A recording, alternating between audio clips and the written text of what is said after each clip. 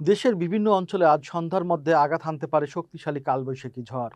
আবহাওয়া অধিদপ্তর জানিয়েছে অন্তত 6 অঞ্চলের উপর দিয়ে ঘন্টায় সর্বোচ্চ 80 কিলোমিটার বেগে ঝড় বয়ে যেতে পারে। আবহাওয়ার পূর্বাভাস অনুযায়ী রংপুর, রাজশাহী, ময়মনসিংহ, ঢাকা, খুলনা ও সিলেট অঞ্চলে দমকা অথবা ঝোড়ো হাওয়ার সঙ্গে বজ্রবৃষ্টি হওয়ার সম্ভাবনা রয়েছে। কোথাও কোথাও হতে পারে ভারী বর্ষণও। নদী বন্দরগুলোকে 1 নম্বর সতর্কতা সংকেত দেখতে বলা হয়েছে। একই সঙ্গে বজ্রপাত ও ঝড়ের সময় খোলা জায়গায় অবস্থান না করার পরামর্শ দিয়েছে আবহাওয়া অফিস। বিশেষজ্ঞরা বলছেন তাপপ্রবাহের পর হঠাৎ কালবৈশাখীর এই প্রবণতা মৌসুমি পরিবর্তনের অংশ।